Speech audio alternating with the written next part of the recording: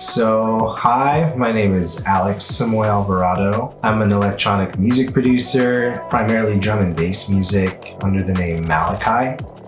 And I mix, master, produce all my own songs, which is really fun for me. From Tucson, Arizona, I got into music production back in 2012. I was going to a lot of shows back then, but the big kicker for me that made me want to make drum and bass music was I stumbled across this group called Camo and Crooked at EDC. I think this was in 2012 or 2013. And it blew my mind. That whole set just blew my mind. So I went home and I started downloading software and messing around. I was like, man, this is harder than I thought. But it made me really appreciate what they do even more.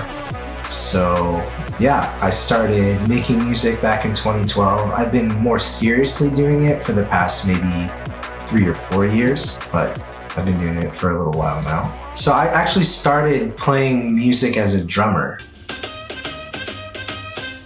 And this was back in 5th grade. The story is I was in a musical group. It was a steel drum band and I was playing bass for this group. But I was always watching the drummer, who was my music instructor. And one day I went up to him and I was like, hey, can I play this song? And he was like, yeah, sure. But he didn't think I knew how to do it because I had never played it before. But I sat down at the drums and I basically played it perfectly the first time. And he was like, how did you know how to do that? And I was like, I don't really know, but I was just watching you and then thought I could do it and tried. And he was like, that's really hard for, someone to do without ever practicing. Maybe you should pick up drums. And so he put me in contact with this guy, Jeff Friedel, who's an amazing guy, amazing drummer as well. He plays in some really big bands now. He's touring, I think, with Devo right now. He's also played with the guys like Maynard's whole crew in A Perfect Circle and some other big bands. I saw his band, Ashes Divide, open for, I think it was Linkin Park back in the day. So very well plugged into the music scene. But Jeff Friedel was my first drum teacher and he really inspired a love of music in me. Just experimenting with sounds, experimenting with rhythm and groove. So yeah, that's how it started, I think. My family, we're Filipino, so we love music. It's part of our culture. We love singing, dancing, all that kind of stuff. But my grandpa played a lot of music and he played music by ear. He was never really formally trained, but he was amazing at it. So I grew up listening to him play a lot of music. From my dad's records when I was growing up, I listened to a lot of Styx, listened to Kansas. I remember listening to Led Zeppelin, a whole bunch of different classic rocks, all different or classic rock subgenres as well, a whole bunch of different records. My mom was more into the disco and pop scene, so I got a lot of that from her as well. And then my own musical tastes, I think, started budding in maybe middle school in alternative rock. So one of my favorite bands of all time is Incubus, and Jose Pasillas, I think that's how you say his name, the drummer for that band. He's amazing. He inspired me to play a lot of the stuff that I like to play. I also really as far as drummers, I really like what I consider to be pocket players. So people who play things that fit really well with the music and might be simple, but they play it really, really well. Steve Jordan is a good example. In the rock genre, I think Zach Farro from Paramore is a super underrated drummer. He's so good. And Neil Sanderson from 3 Days Grace. I listened to him a lot growing up as well. So yeah, a bunch of different stuff. So I got my bachelor's and master's degree from the University of Arizona. Funny side story, I was actually a music major at the U of A for 2 years, but decided that playing in an orchestra wasn't for me. I thought it was gonna be something a little different. I was kind of young and naive at the time, but they have a really good classical music school and I love listening to classical music and I very much appreciate it. I love going to symphonies and stuff like that. But I didn't want that to be my career. So I changed to neuroscience and cognitive science, which is more biology focused. And then from there, I got my master's degree in optical sciences, where I actually did brain imaging. So that's kind of how it all ties together. Oh man, favorite symphonies? Scheherazade is amazing. The percussion in that is amazing. The violin is amazing. A little bit older than that too, I'm a Beethoven guy. I love Beethoven. He's so cool. A lot of drum and bass music that comes out these days is very aggressive, and I enjoy that. I make some aggressive music myself too, but I've also been drawn in electronic music to a lot of progressive house type style music, like deadmau5 is a good example. That's more melodic and has like harmonies and melodies and stuff. And so I think I fuse those two things together. I try to make it danceable and I try to make it like upbeat, but I also try to give listeners a hook, a melody or something that hopefully makes them want to come back and listen to it multiple times. I actually haven't told many people this story because it's pretty personal, but I feel pretty comfortable enough now to talk about it. Basically, I was going through a pretty spiritual phase in my life, I guess you could say, and I was meditating. And during one of my meditation sessions, it was like very late at night, and the reason I had started meditating that night was because I couldn't sleep.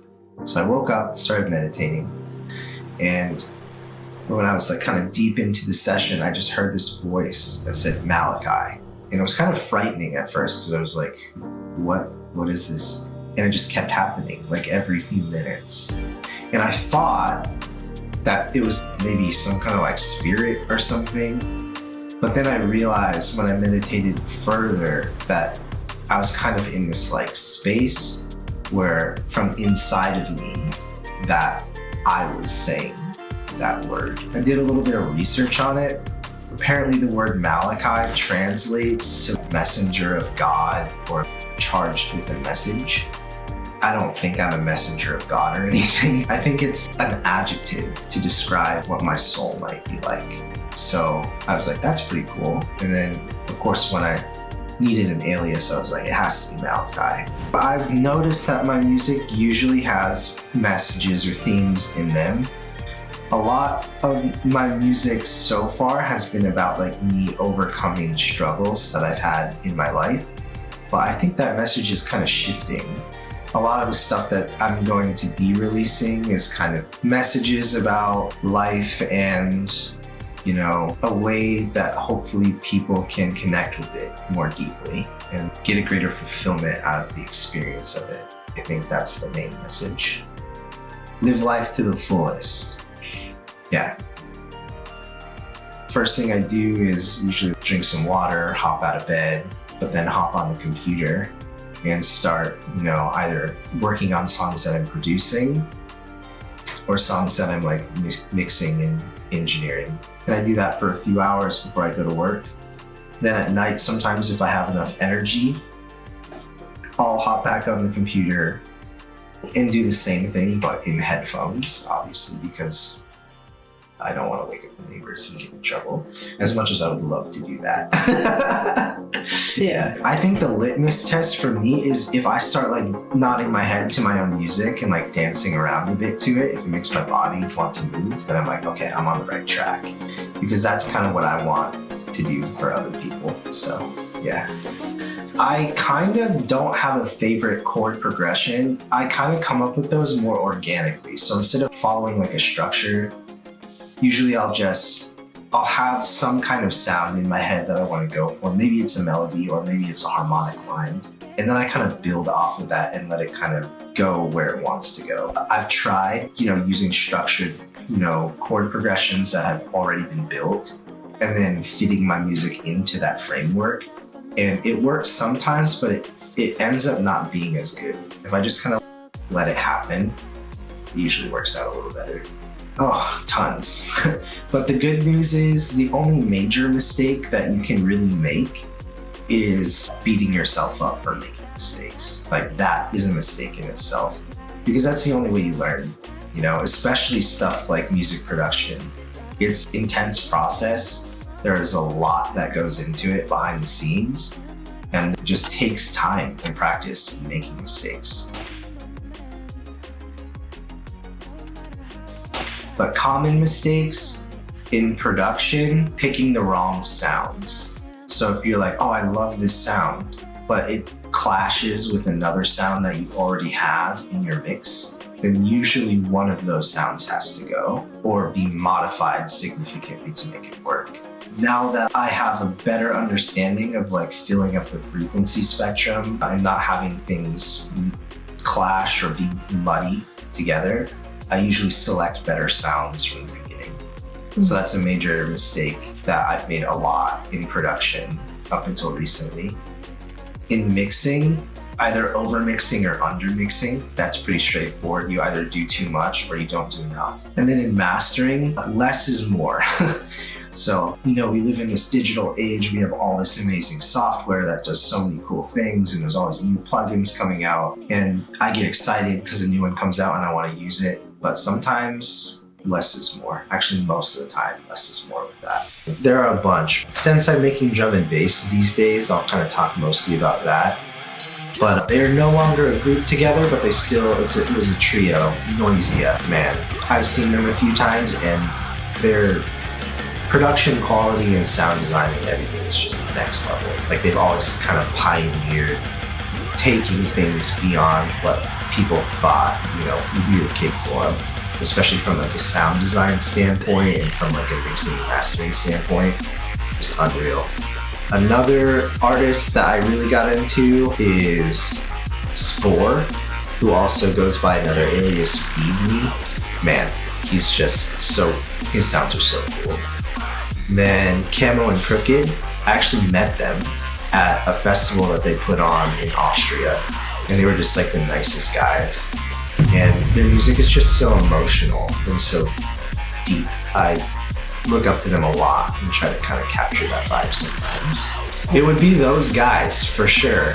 Starting with Noisia, I just have to know what they're doing. There's some secret sauce in their mixes that's just like, oh man, it's so good. So I would have to ask them. Then Feed Me for sound design tips, and then probably Camo and Crooked for like overall, like how do you come up with this? How do you make people feel this emotion so strong? They're so good at that. So yeah. Just take it slow and allow yourself space to grow and fall in love with that part of the process. Because that's the coolest part, is there's always something new to learn. There's always a next level. There's always a better melody that you can find, or, the possibilities are endless. So, be happy with the fact that you're on that road in the first place, because a lot of people get scared and don't even try. So pat yourself on the back as you go along. Don't get too hung up on the small things or the things that deter you from wanting to make music, and try to enjoy the process of growth as much as possible. I don't have a lot of outboard gear. I do everything mostly in the box. This is like an Audio-Technica microphone. I love these new monitors that I just got this year, the Neumann KH120. Super flat, super true to the sound. They've really taken my production to the next level. These headphones really took me to the next level as well. They are the Hi-Fi Man HE1000, I think, Stealths. Great pair of headphones. Highly recommend Hi-Fi Man if anyone is looking for stuff like that. And then in the box, there's a ton of software that I use. Just to give an example, the latest one that has been really taking things to the next level with my mixes it's the Distressor Compressor by Universal Audio, I believe. Yeah. So I'm constantly experimenting with new plugins and stuff as they come out. But yeah, I can actually try to pull it up. Let's see. This guy, it's actually this one that will. Yes, this plugin has changed the way I view compression, just because it's so colorful. You can do so many things with it. You can use it as a saturator, you can use it as a compressor, you can distort sounds, you can make them brighter, darker, whatever you want. It's like a Swiss Army knife, just in the form of compression. So it's a great tool.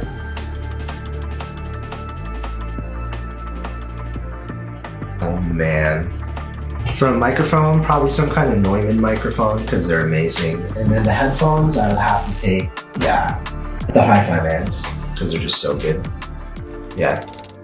If you like this video and want to see more about mixing, producing, mastering, or music in general, give me a follow, and I hope to see you around.